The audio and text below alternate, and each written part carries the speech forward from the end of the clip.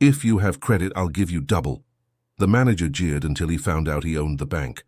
Arthur Harrison arrived at Heritage Trust Bank in Charlotte with trembling hands clutching a yellowed envelope weathered by time. His simple clothes and faded straw hat contrasted sharply with the refined atmosphere of the branch, where well-dressed clients hurried past the marble counters. That's when the manager, Bradley Sterling, raised his voice from across the lobby, interrupting a conversation with colleagues to shout in a mocking tone, "If you have credit, I'll give you double, old-timer." He laughed loudly, making everyone turn to look. Arthur felt the heat rise to his face. At 72, he had faced many humiliations in life, but this one stung differently. He lowered his head and walked slowly to the counter, where the teller, Courtney Miller, was already watching him with a sarcastic smile on her lips. "Let's see what you need, sir," she said, carelessly extending her hand to receive the time-worn documents. The silence in the lobby was broken only by the muffled laughter of other employees witnessing the scene. Arthur took a deep breath, trying to control the anxiety he always felt in these situations.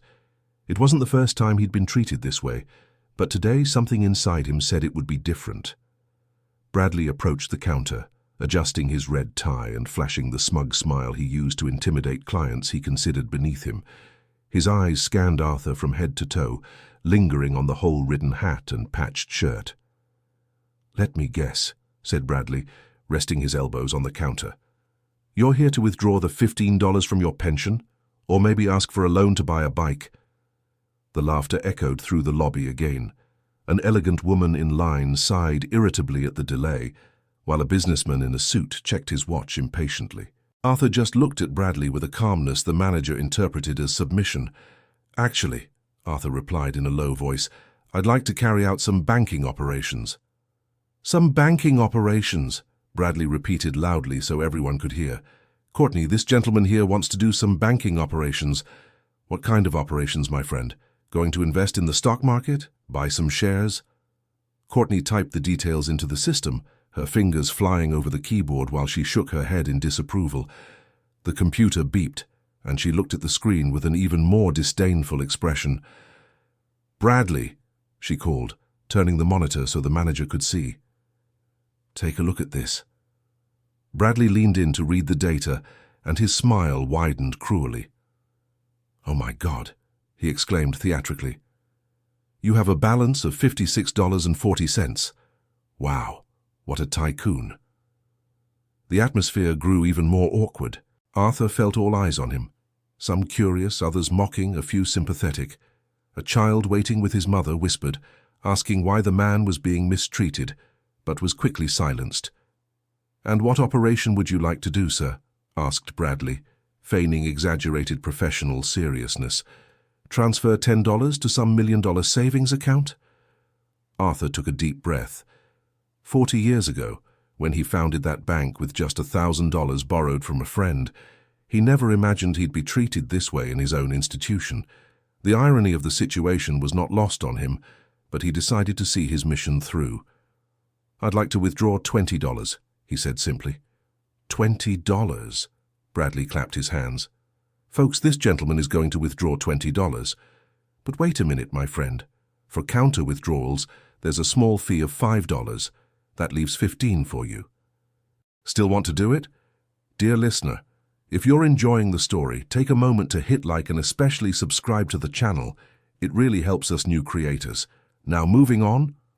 Arthur nodded, ignoring the murmur that built up behind him. The line was growing, and the customers' impatience began to show in whispered comments about people holding up the line. "It's fine," said Courtney, starting the transaction. "But I need you to confirm. Are you sure you want to pay $5 in fees to withdraw 20? "I'm sure," replied Arthur. Bradley couldn't stop laughing.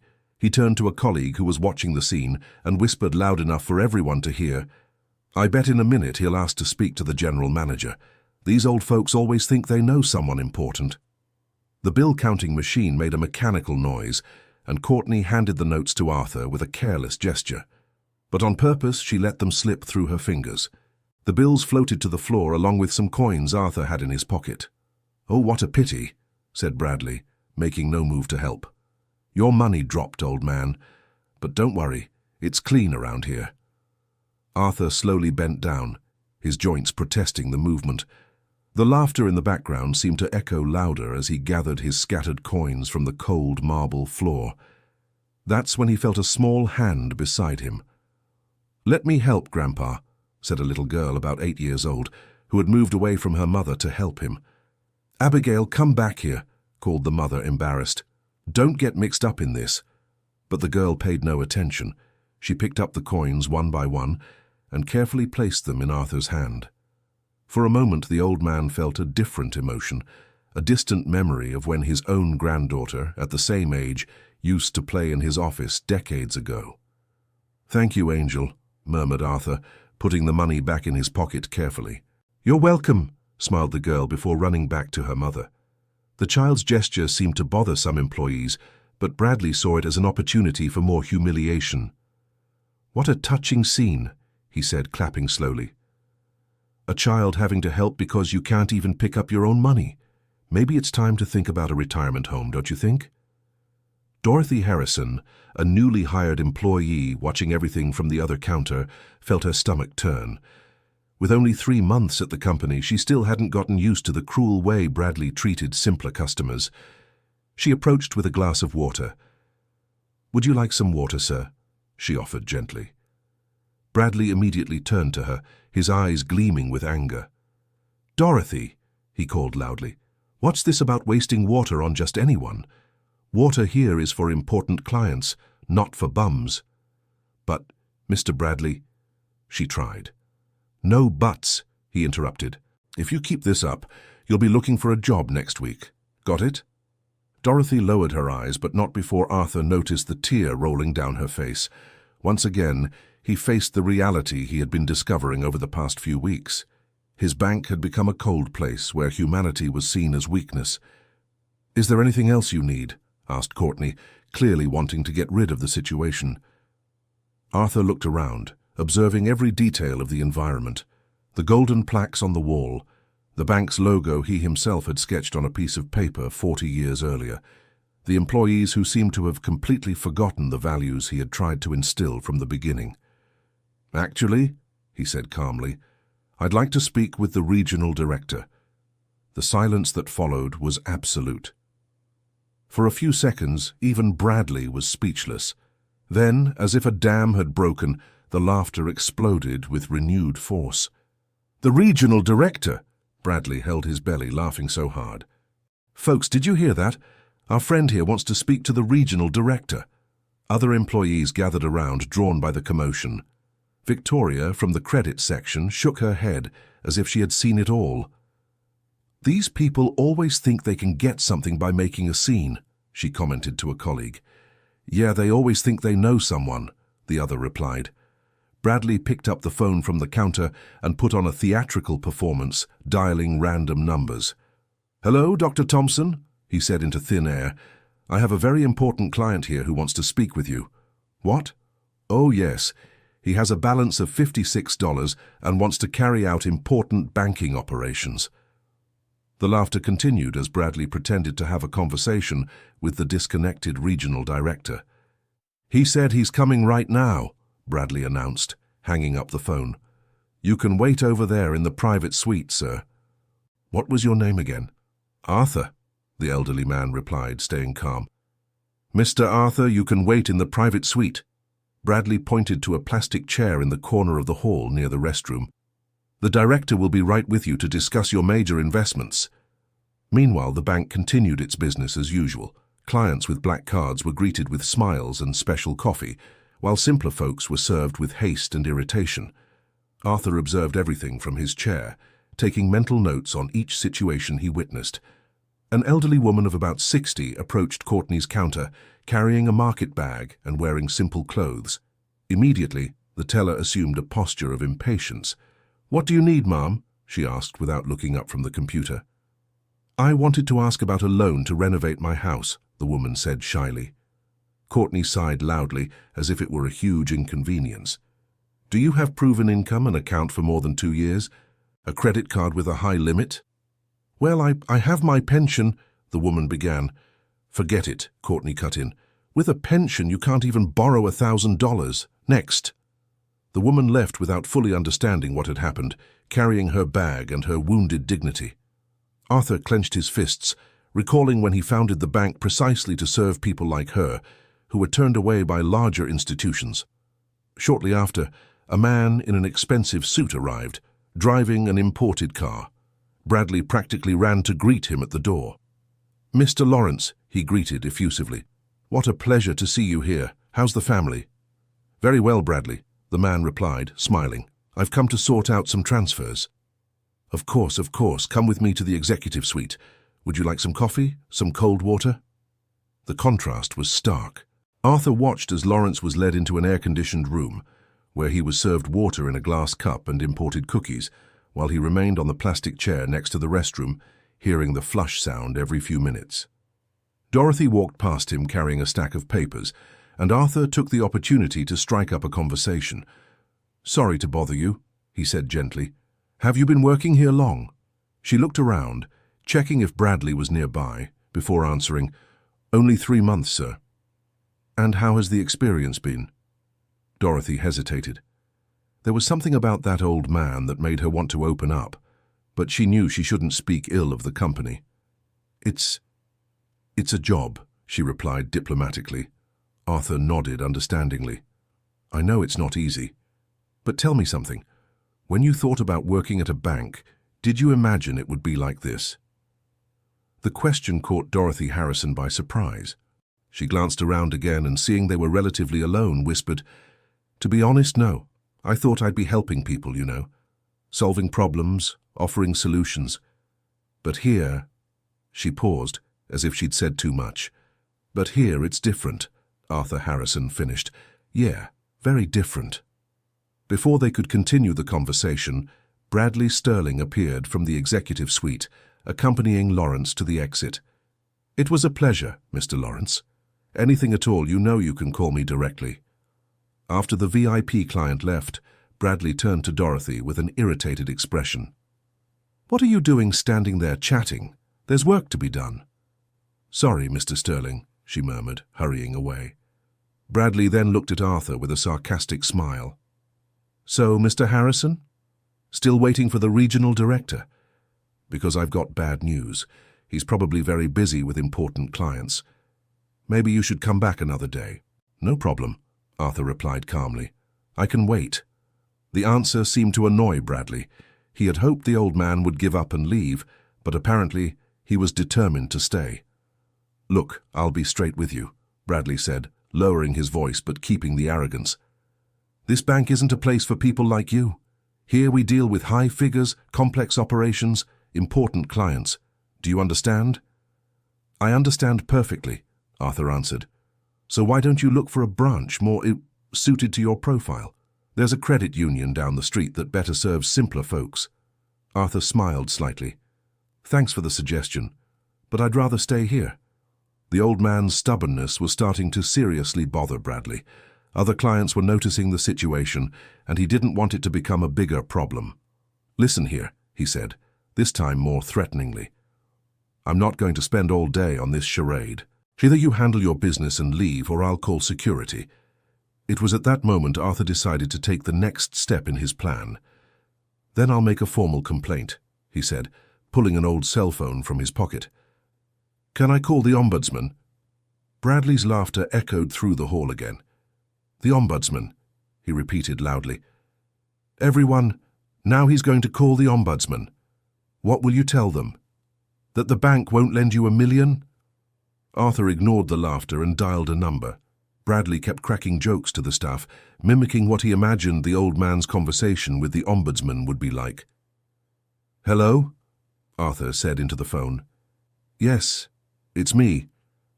I'm at the main branch in Charlotte and I need to resolve an urgent situation." Bradley paused his jokes for a second. Something about Arthur's tone bothered him, but he soon went back to laughing. "That's right, Doctor," Arthur continued. "Can you call me back in 15 minutes, thank you." When he hung up, Bradley shook his head in disapproval. "Wow, what a show. Who did you call, Mr. Harrison? The President of the United States?" "Something like that," Arthur replied, sitting back down. The answer left Bradley slightly uneasy, but he quickly regained his arrogant posture. Well, since you want to sit there waiting for your important contact, I'll get back to work. Unlike some people, I have responsibilities. The minutes passed slowly. Arthur remained on the plastic chair, watching the bank's movements. He saw unmotivated employees treating clients poorly, saw simple people being humiliated, and rich people being fussed over. He saw small corruptions, shady procedures, and a complete disregard for the values he had tried to build decades ago. Dear listener, if you're enjoying the story, go ahead and leave a like and especially subscribe to the channel. It helps us a lot as we're just starting out. Now, continuing on. Exactly 15 minutes later, the agency's phone rang. Courtney answered automatically. Heritage Trust Bank, main branch, good afternoon. Arthur watched as her expression changed gradually. First curiosity, then confusion, then shock, and finally panic. One moment, please, she stammered, covering the phone with her hand. Bradley, get over here, quick. The urgency in her voice made Bradley drop what he was doing and run to the counter. What's wrong? He asked impatiently. It's the bank president, whispered Courtney, still in shock. He wants to talk to you. He said it's urgent. The blood drained from Bradley's face. The bank president never called branches directly, let alone to talk to mid-level managers like him. Are you sure? He asked, his voice cracking. I am. He said his name and everything. It's Richard Caldwell himself. With trembling hands, Bradley picked up the phone. Hello, Richard, he said in the most respectful voice he could muster. Bradley, came the serious voice on the other end. I need you to set up a video conference in the meeting room immediately. It's urgent. Of course, sir, but may I ask what it's about? You'll find out in a few minutes, and Bradley, I want you to call all employees currently in the branch, every single one. The call ended, leaving Bradley with the phone in his hand and a look of absolute terror on his face. Courtney and the other employees watched him, waiting for an explanation. What happened? Asked Victoria from the credit department. He wants a video conference. Now. With all employees, said Bradley, still trying to process the information. A video conference? For what? Asked Courtney. I don't know, but he said it's urgent. A buzz spread through the branch. Employees started whispering among themselves, speculating about what could have happened. Some customers, noticing the commotion, asked if everything was okay. Everyone, Bradley announced to the whole branch. We're closing service for a few minutes. We have an urgent meeting. Customers were told to wait or come back later. Arthur, from his chair, watched everything with interest. Bradley looked at him for a moment, as if something was nagging at the back of his mind, but he couldn't figure out what. You'll have to leave too, he said to Arthur. We're closing the branch. Actually, replied Arthur, standing up slowly, I think I should be at this meeting. What do you mean? Asked Bradley, annoyed. You're a customer, not an employee. Trust me, said Arthur with a mysterious smile. I should be present.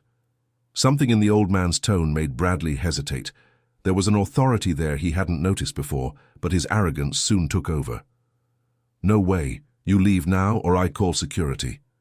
Fine, agreed Arthur, but can I use the restroom before I go? Bradley gave an impatient nod, already too worried about the video conference to pay attention to the old man. Arthur walked calmly to the restroom, but instead of going in, he turned and headed for the meeting room.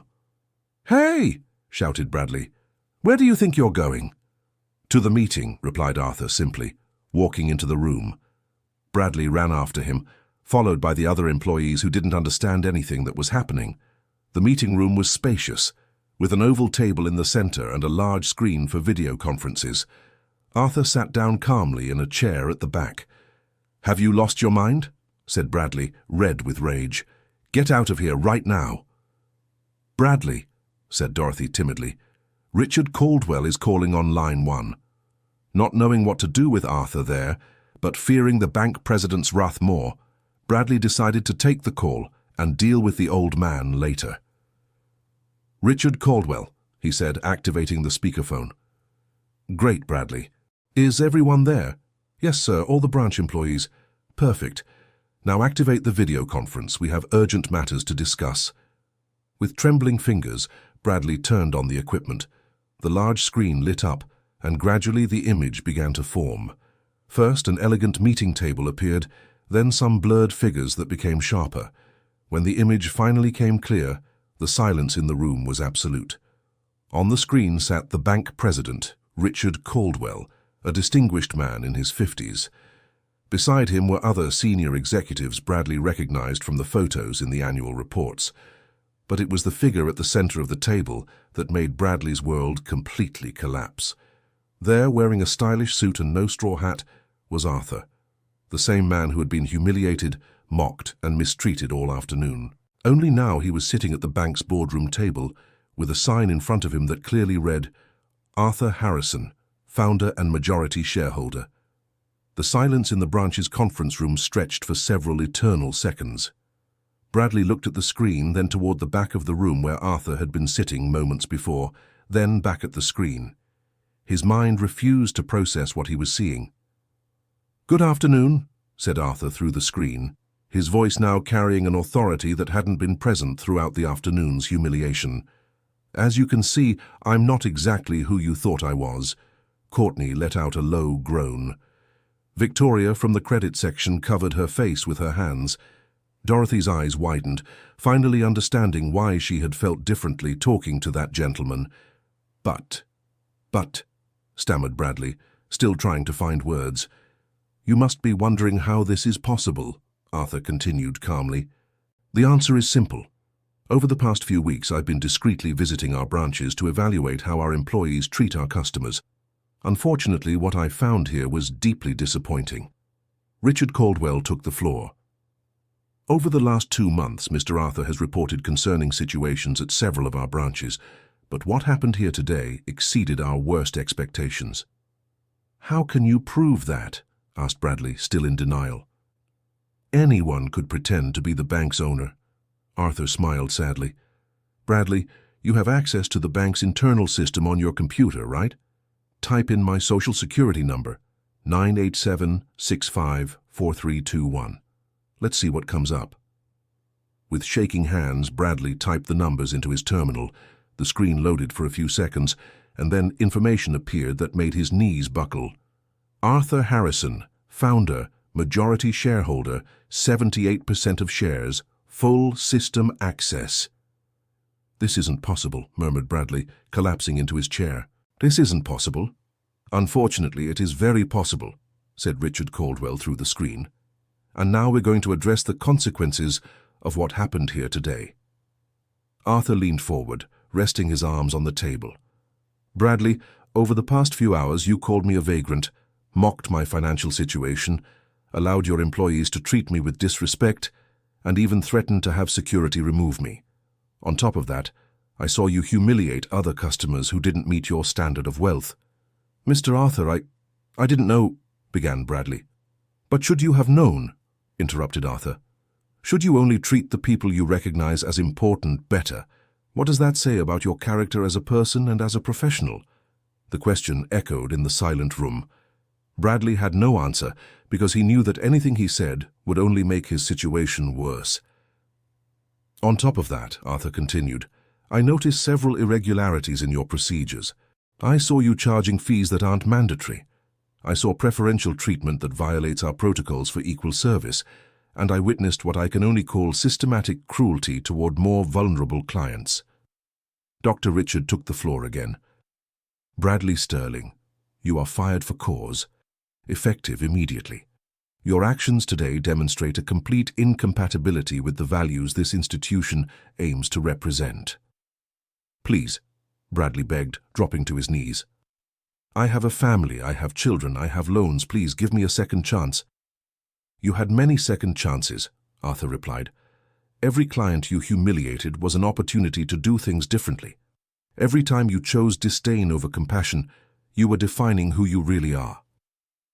"Courtney Miller," Dr. Richard called out, "you are also fired. Your active participation in the humiliation of Mr. Arthur and other clients shows that you do not have the right profile to work at our institution." Courtney didn't even protest. She knew her actions had been captured by the security cameras and that there was no defense possible. Victoria Fletcher, the president continued, you will receive a formal warning and undergo an intensive training program in humanized service. We will consider your continued employment based on your progress over the next few months.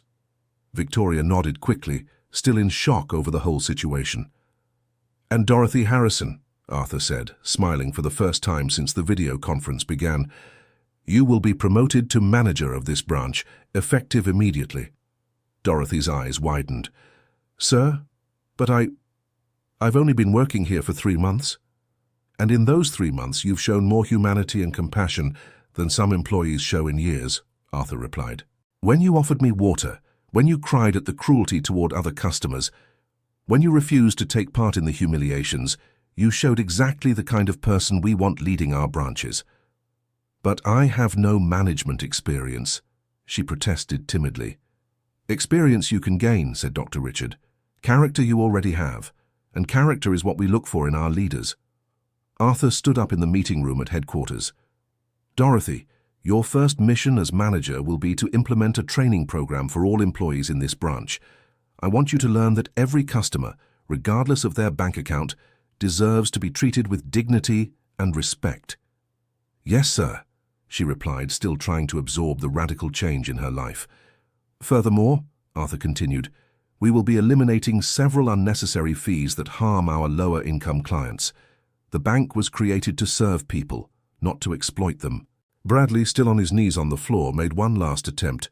Mr. Arthur, please reconsider. I promise I'll change, that I'll be different.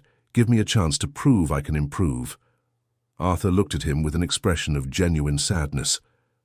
Bradley, the issue isn't whether you can change. The issue is why you had to humiliate me for hours to find out who I was before wanting to change. That shows your change would be driven by fear, not by a genuine transformation of character. But the decision is made. You have until the end of the day to collect your belongings and turn in all company materials. The video conference ended, leaving the room silent once again. Bradley remained on his knees for a few minutes, still trying to process how his life had completely changed in a matter of hours. Dorothy approached him, extending her hand to help him up. Bradley, I'm so sorry. I know you have a family. He looked at her with eyes red from tears. You're going to be a better manager than I ever was, he said, his voice breaking. Don't make the same mistakes I did. Dear listener, if you're enjoying the story, take a moment to hit like and especially subscribe to the channel. It really helps us, who are just starting out. Now continuing, in the weeks that followed, news of what had happened at the main branch in Charlotte spread quickly through the region's banking system. Bradley tried to find a job at other financial institutions, but his reputation had preceded him. Stories about how he had treated the bank's own founder spread like wildfire, turning into an urban legend about the importance of treating everyone with respect. Dorothy, on the other hand, threw herself headfirst into her new responsibilities. Her first step was to gather all the remaining employees for an honest conversation about the values that should guide their service. I know some of you might think it was luck that I was kind to Mr. Arthur, she said during her first meeting as manager. But the truth is I would be kind to anyone because that's how my mother taught me to treat others. Victoria, who had stayed on at the branch, raised her hand. Dorothy, how can we be sure we won't make the same mistakes? That's an important question, Dorothy replied, and the answer is simple. We treat every customer as if they were our own beloved family members, because in the end, they are all someone's children, parents or grandparents. They all deserve our compassion. The transformation at the branch was gradual but remarkable. Customers who had previously been poorly served began to praise the new treatment. The complaint line, once a common sight, practically disappeared. And surprisingly, the branch's financial results improved significantly. Arthur continued his discreet visits, but now they had a different purpose. Instead of looking for problems, he observed the improvements and recognized employees who excelled in providing humanized service. 3 months after the incident, he returned to the main branch, this time wearing normal clothes, but without identifying himself as the owner. He wanted to see if the changes had truly taken hold. He was served by Sarah, a new employee hired by Dorothy. Good morning, sir, she greeted him with a genuine smile. How can I help you today? Good morning. I'd like to open a savings account, Arthur replied. Of course, it would be my pleasure to help you. Would you like a coffee or some water while we prepare the paperwork? Arthur smiled. The change was real. Some water would be great, thank you. While Sarah handled the account opening, Arthur observed the surroundings. The employees were working with more joy, the customers seemed more satisfied, and there was a positive energy that hadn't existed before. May I ask how much you'd like to deposit initially? Sarah asked when she returned with the water. $50, Arthur replied. Perfect, she said, without hesitation or any hint of judgment. We'll set everything up for you. When the process was almost complete, Dorothy passed by the counter and immediately recognized Arthur. Mr. Arthur, she greeted him with genuine joy. How wonderful to see you here. Dorothy, he replied, standing up to greet her. How are things around here? Very well, sir. The team is doing a fantastic job. Abigail here is our newest hire, and she's already proven excellent with customer service. Abigail looked confused between the two. Abigail, said Dorothy, I want you to meet Mr. Arthur Harrison, founder of our bank. The young employee's eyes widened, but Arthur quickly reassured her.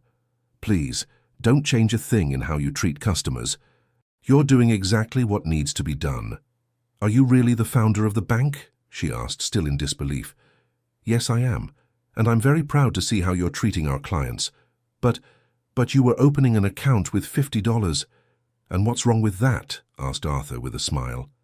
$50 means a lot to many people. It could be the start of a dream, the first step toward a more organized financial life, or simply someone's emergency fund. Every dollar has its importance. Abigail nodded, understanding the lesson. You're right. I'd never thought of it that way. Keep thinking that way, said Arthur, and you'll always be an excellent professional.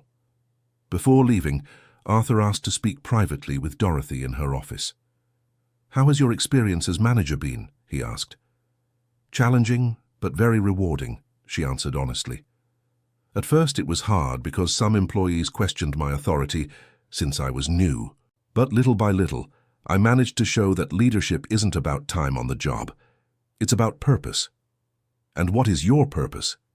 To make sure that everyone who walks into this branch leaves feeling respected and valued, regardless of the amount in their bank account. Arthur smiled proudly. That's exactly the answer I was hoping to hear. Mr. Harrison, can I ask you a personal question? Of course. Why did you choose to dress so simply that day? Why did you go through all that humiliation? Arthur looked out the office window, watching the street traffic. Dorothy, when you have money and power, people always treat you well. But that tells you nothing about their true character. When I dressed simply, I could see who my employees really were when they thought I had no power at all. And what did you find out? I found out that some people are kind out of self-interest, others are cruel by nature, and a few are genuinely good on principle. You were in the third group. Dorothy felt her eyes well up. Thank you for trusting me. Thank you for giving me back my faith in humanity. Months passed, and the changes implemented at the main branch spread to other bank locations. Arthur had created a program where executives visited branches disguised as regular customers, evaluating not just efficiency, but above all, the humanity in customer service. Bradley, after months of unemployment and reflection, finally landed a job at a small credit union. He was earning much less than before, but he had learned valuable lessons about humility and respect. On his first day at the new job, when a simple elderly man walked in to open an account with just $20, Bradley immediately stood up to serve him with all possible courtesy. "Good morning, sir," he said with a genuine smile. "Welcome. How can I help you today?" The man seemed surprised by the warmth. "I wanted to open an account, but I only have $20. "Perfect," replied Bradley. $20 is the start of a great financial journey. We'll take care of that for you with all the care in the world." As he processed the account opening, Bradley reflected on how his life had changed. He had lost a well-paying job, but he had gained something far more valuable: the ability to see the dignity in every person.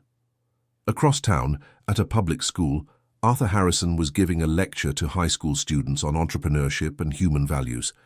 He had developed this project after the incident at the bank, realizing the importance of teaching young people about respect and dignity from an early age. How many of you think that success in life is measured only by the money we make? He asked the class. Several hands went up.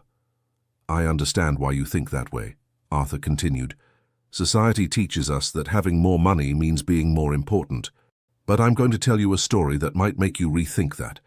He then recounted his experience at the bank, omitting only the names of those involved.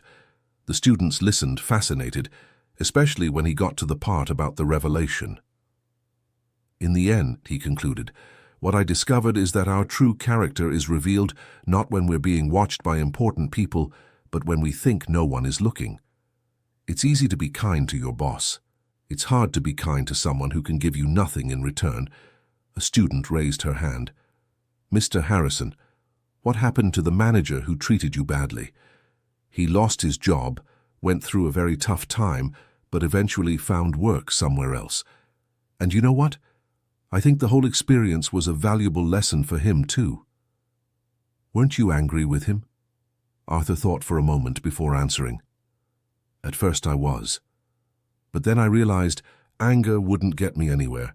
What I wanted was change, not revenge. I wanted my company to become a better place, not just for people to be punished. And did you? We're on the right track. Real change takes time, but I believe we're building something better for everyone. After the lecture, as he was walking to his car, Arthur was approached by one of the students. Mr. Harrison, the young man said timidly, can I ask you something? Of course. My mum works as a janitor at a bank. Sometimes she comes home crying because she was mistreated by a customer or an employee. What should she do? The question touched Arthur deeply. He remembered all the humble people he had seen being mistreated over the years. Tell your mum that her work is dignified and important, he replied, and that she should always hold her head high because honesty and dedication are worth more than any bank account. If her work environment is too toxic, help her look for something better, but never let anyone make her feel inferior. Thank you, sir, I'll tell her that. And one more thing, Arthur added. If your mum ever needs anything, if she wants to switch banks or has any financial trouble, here's my card. Ask her to contact me. The young man took the card with tears in his eyes. Would you really do that for someone you don't even know? I would, and I do it every day, Arthur replied, because I believe everyone deserves a chance at a dignified life. 2 years after the incident at the bank, Arthur's bank had become a national benchmark for humanized service. Dorothy Harrison had been promoted to regional director, overseeing several branches and implementing the principles she had learned on that transformative day. On a Friday afternoon, she was reviewing reports in her office when she received an unexpected call. Dorothy? Said the familiar voice on the other end of the line. Bradley? She replied, surprised. Yes, it's me. I hope you don't mind that I got your number from an old colleague. Of course not. How are you? Good, thanks. Actually, I'm calling to share some news. I landed a manager position at a credit union here in New York City. That's great, Bradley. I'm happy for you. Dorothy, I wanted to thank you. Thank you for what? For reaching out to me on that terrible day. When I was at rock bottom, you were the only person who showed compassion. That meant more to me than you can imagine. Dorothy felt a tightness in her chest. Bradley, we all deserve a second chance. Yeah, but not everyone is lucky enough to find people like you to remind them of that. What I've learned in these 2 years is that humility isn't humiliation, it's wisdom. And that treating people well isn't a professional choice, it's a matter of character.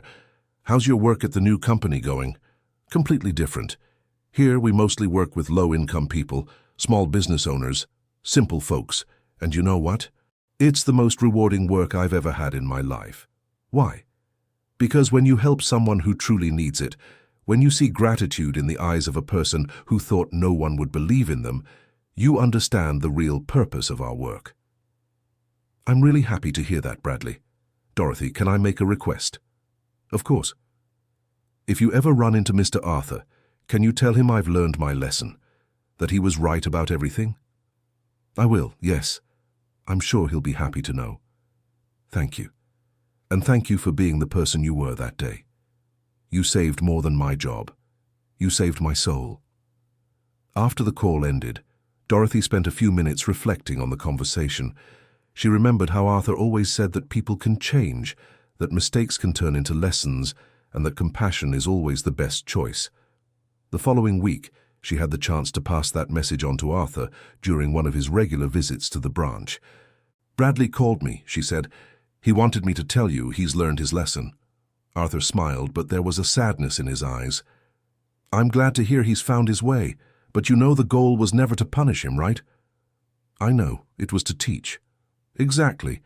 And sometimes the biggest lessons come from the biggest mistakes." "Mr. Arthur, can I ask you a personal question?" "Always." "Have you ever regretted doing that, exposing yourself to that humiliation?" Arthur thought for a long moment.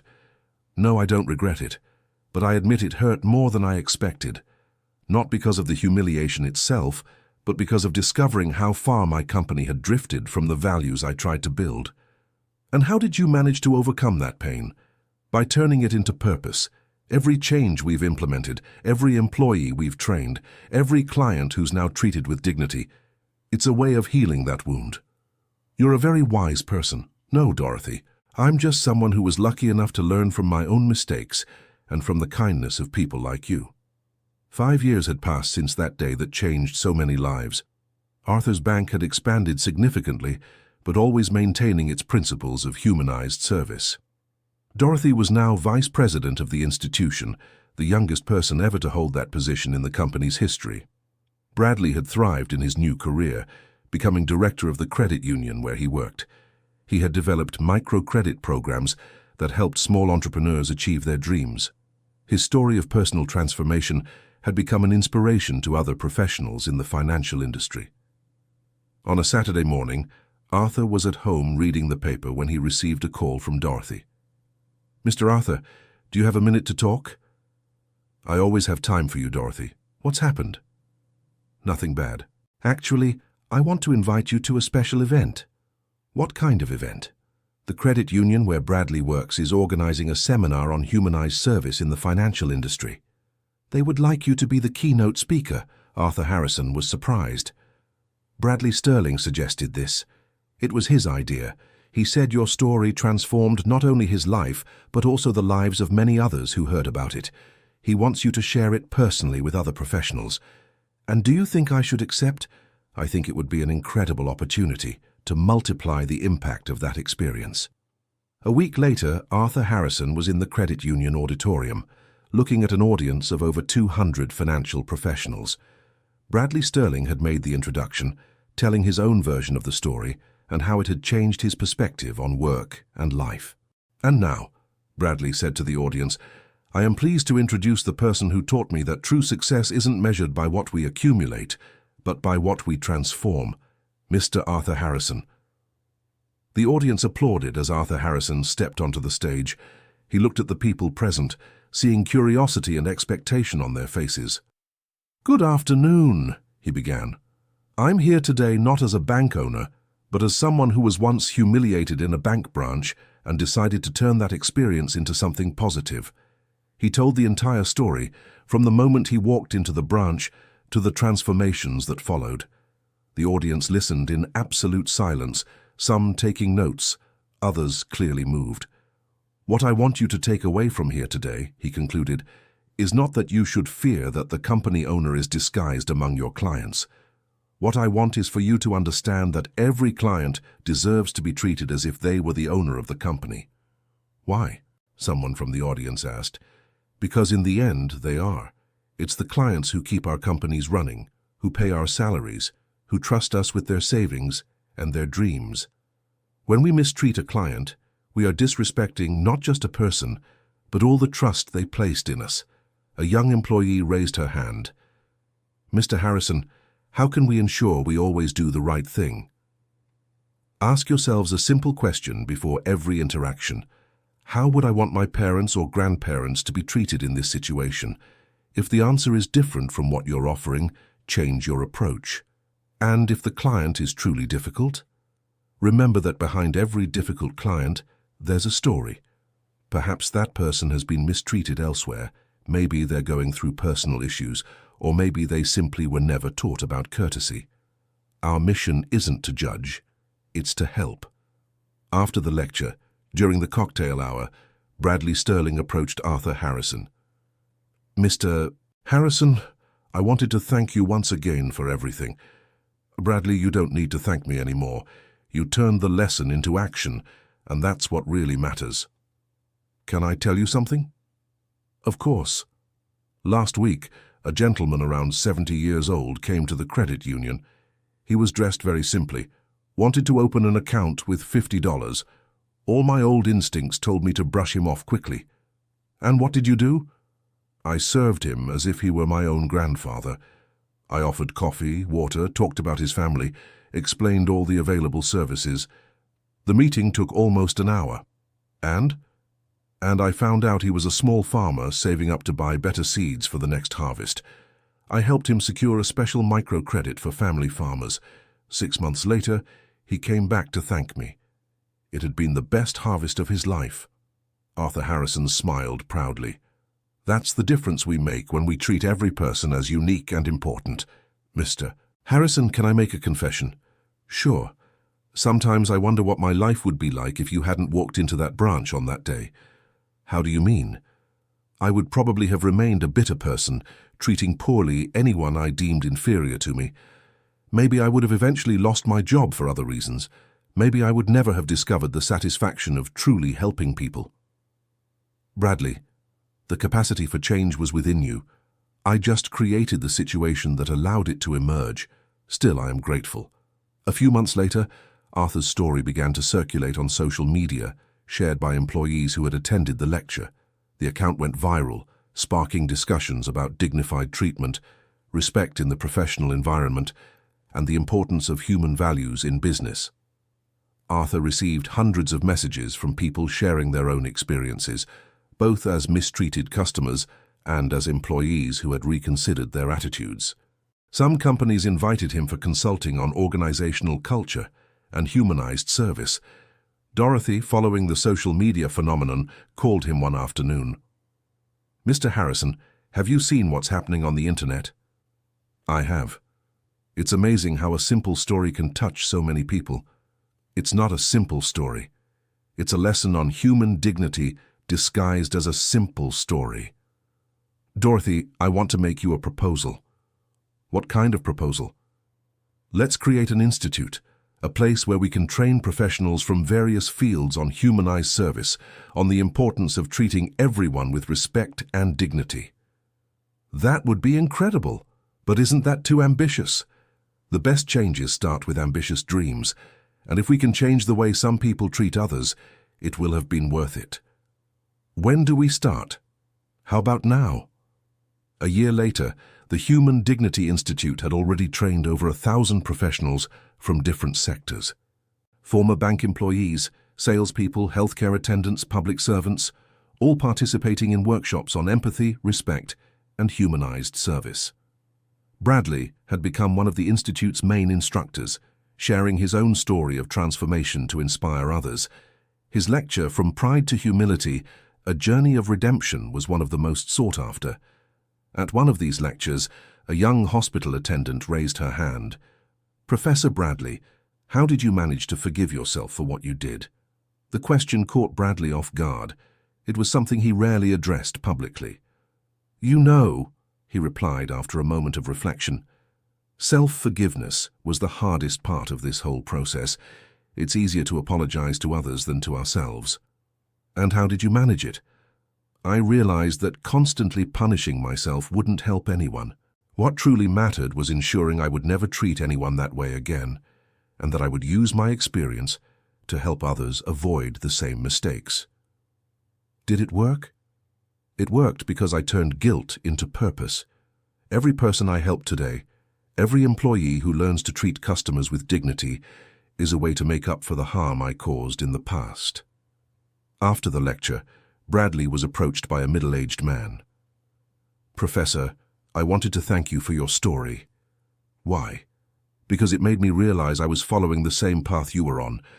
I work at a store, and was treating customers I deemed inferior poorly. After hearing your experience, I decided to change. And how is it going? Transformative. I discovered that being kind doesn't make me weak, it makes me human. That's the best lesson anyone can learn. Meanwhile, Arthur continued his discreet visits, but now not just to his own bank. He visited partner companies, commercial establishments, public agencies, always observing how people treated one another, always ready to intervene when necessary. On one of those visits, he walked into an appliance store pretending to be a retiree interested in a simple refrigerator. A young sales associate attended to him, and upon gauging the customer's profile, adopted a clearly disinterested stance. "Look, Pops," said the salesman, "these refrigerators here are expensive. There's a little shop around the corner that sells used ones. I think that would be more fitting for you." Arthur smiled inwardly. Another chance to teach. "Actually," he replied calmly, "I'm looking for something for my granddaughter's house. She's getting married and I want to give her a refrigerator as a gift." "Oh, I see," said the salesman without much enthusiasm. "Want to check out the basic models?" "Actually, I want to see the best models you have." The salesman looked at him skeptically. "The best ones are pretty pricey, you know. They go for over $5,000. "No problem, may I see them?" Reluctantly, the salesman led him to the premium refrigerators. Arthur asked several technical questions, showing he knew the specifications. Slowly, the salesman's attitude began to shift. "You sure know a lot about appliances," the young man remarked. "A little. I worked at a company for many years before I retired." "What kind of company?" "Investments, nothing too exciting." After choosing the most expensive refrigerator in the store, Arthur headed to the register to pay. He pulled a black card from his wallet, surprising the salesman. "Wow," the young man muttered. "Sorry if I didn't serve you properly at first. I didn't imagine that I had money," Arthur finished. "Yeah, kind of. And if I didn't have money, would I deserve worse service?" The question left the salesman uncomfortable. "No, that's not it." "Son," Arthur said gently, "may I give you some advice? Treat every customer as if they're the most important person who will walk into this store today, because to that person, they really are the most important." "Yes, sir, I'll remember that." "And another thing, never judge someone's financial ability by their appearance. Some of the richest people I know dress very simply." "You're right." Arthur left a card from the Human Dignity Institute with the salesman. "If you want to learn more about customer service, take a look at this material. It might be useful for your career." Situations like this became routine in Arthur's life. Each experience was an opportunity to teach, to plant a seed of change that could transform not just one person, but everyone that person would serve in the future. One Saturday night, Arthur was at home having dinner with his family, when his granddaughter Chloe, now 15, asked a question that caught him off guard. "Grandpa, why do you care so much about how people treat each other?" Arthur set down his fork and looked at the girl. "What an interesting question, Chloe. Why do you think I care?" "I don't know. It seems like you're always trying to teach people to be better. And do you think that's wrong?" "No, I don't. I just think it's exhausting. Wouldn't it be easier to just live your life without worrying about others?" The question made Arthur think. His granddaughter had a valid point. "Chloe, when I was young, I thought exactly like you. I believed everyone should mind their own business, and that was it." "What changed?" "Life taught me that we're all connected. When someone is treated poorly, it affects not just that person, but the whole society. Cruelty spreads like a virus, but so does kindness." "How so?" "Imagine you're mistreated in a store. You'll come home irritated, maybe snap at your mother or siblings. They in turn might take that irritation out on other people. It's a chain reaction. And when someone is treated well, the opposite happens. They're in a good mood, treat people around them better, and kindness spreads." Chloe thought for a moment. "So you're trying to create a chain reaction of kindness?" "Exactly. You understand perfectly. But it must be frustrating when people don't change." "Sometimes it is. But you know what? Even when someone doesn't change right away, the seed has been planted. One day, when they're in a similar situation, they might remember our conversation and act differently. Do you really believe that? I believe it because I've seen it happen many times. 2 days later, Abigail was at a diner with friends when she witnessed a situation that reminded her of her conversation with her grandfather. An elderly man was mistreated by the cashier because he was taking too long to choose his meal. "Excuse me," said Abigail, getting up from the table. "Can I help you decide?" The old man smiled gratefully. "That would be very kind of you, dear." Abigail helped him understand the menu and even chatted with him about the flavors. The cashier, embarrassed, completely changed his attitude. "Thank you, young lady," said the man when he finished his order. "You reminded me that there are still good people in the world." When Abigail returned to the table, her friends asked her, "Why did you do that?" "Because it was the right thing to do," she replied simply. That night she called Arthur. "Grandpa, today I understood what you meant about the chain reaction." "What happened?" Abigail told him the story at the diner. "And you know what? I felt really good helping that man. And the cashier was super awkward and then served everyone more politely afterward. You saw the change happening in real time?" "I did. And I realized that doing good isn't exhausting. It's energizing." "That might be the most important lesson you'll ever learn, Abigail." "Grandpa, can I go with you on one of those undercover visits of yours?" Arthur laughed. "I think you're already doing your own undercover visits, my dear." A few years passed, and the Human Dignity Institute had expanded to other states. Dorothy had become the national director of the project, coordinating a network of instructors across the country. Bradley led the corporate training division, helping companies implement cultures of humanized service. One Monday morning, Arthur received an unexpected call. "Mr. Arthur Harrison, this is Gabriel from Clear Horizon Media. We'd like to make a documentary about your story." "A documentary?" "Yes, sir. Your story went viral on the internet, and we want to tell it more deeply, showing the impact it had on people's lives." "I'm not sure that's a good idea. I never sought publicity for this." "I understand your hesitation, sir, but think about the reach a documentary could have. How many more people could be inspired to treat others with more dignity?" Arthur asked for time to think. He talked to Dorothy, to Bradley, to his family. Everyone was unanimous. The story deserved to be told to as many people as possible. The documentary Dignity in Disguise was released 2 years later and became a phenomenon. It not only portrayed Arthur's original story, but also followed people whose lives had been transformed by the experience. Bradley in his new career, Dorothy leading the institute, employees who had changed their attitudes, customers who had been impacted by the new service culture. One of the most striking scenes showed Arthur visiting the original branch, now completely transformed. The warm welcome from the staff, the cheerful atmosphere, the satisfied customers, all of it contrasted dramatically with the archival footage from the day of humiliation. The documentary ended with Arthur giving a reflective interview about what he had learned from the entire experience. "If I could go back in time," he said to the camera, "I'd do it all over again, exactly the same way. Not for vengeance or justice, but for the lives that were transformed from that moment on." "Do you consider yourself a hero?" asked the interviewer. "Not at all. I consider myself just a man who had the opportunity to make a difference and decided to seize it." What's your message for those who watch this documentary? That each of us has the power to transform the world around us. We don't need to own banks or hold important positions. We just need to treat every person we meet with the dignity they deserve as human beings. And if someone says one person can't change anything, I'd say that person is mistaken. One person changed Bradley's life, who changed the lives of hundreds of employees he trained, who changed the lives of thousands of customers who are now treated well. Change multiplies exponentially. The documentary won multiple awards and was used in schools, companies, and organizations as educational material on empathy and respect.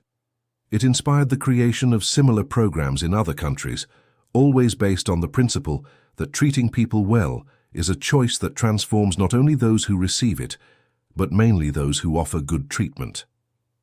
5 years after the documentary's release, on a sunny Sunday afternoon, Arthur was in his garden reading a book when he received an unexpected visit. It was Bradley, accompanied by a woman and 2 children. "Mr. Harrison," Bradley greeted cheerfully. "I want to introduce my family. This is my wife, Janet, and these are my children, Toby and Lily." Arthur stood up to greet everyone. "What a pleasure to meet you all." Bradley always speaks of his family with great affection. "Dad always tells stories about you," said Toby, a boy around 8 years old. "He says you taught him to be a better person." "Actually," Arthur replied, "your father already had everything inside him to be a good person. I just helped him remember that." "Mr. Harrison," said Janet, "I want to thank you for what you did for Bradley. He became a completely different man, a better father, a better husband. The credit is all his, Janet. Real change only happens when a person truly wants to change." "Can I ask something?" said Lily, a 5-year-old girl. "Of course, dear. Why didn't you get angry when Dad was mean to you?" The innocent yet profound question made everyone smile. "You know, Lily," Arthur answered, crouching down to the girl's height, "when someone is mean to us, we have 2 choices: be mean back or try to help that person be better. I chose the second option." "And did it work? What do you think?" asked Arthur, looking at Bradley. "It worked," replied Lily, smiling. During the lunch that followed, Bradley told how his life had completely changed. The credit union where he worked had become one of the most respected in the country. His microcredit program had helped over 1,000 families. He had written a book about his experience, with all profits donated to social projects. "Mr. Harrison," Bradley said as they had coffee, "I want to make a confession." "Go ahead." "Sometimes I wake up in the morning and still can't believe this is all real, that I managed to transform from such a bad person into someone who really helps others." "Bradley, you were never a bad person. You had just lost your way. How can you be so sure of that? Because truly bad people don't feel remorse for their actions. They don't transform when confronted with their mistakes. They don't dedicate the rest of their lives to making up for the harm they've done. Thank you for never giving up on me, even when I deserved it. Thank you for proving that redemption is possible."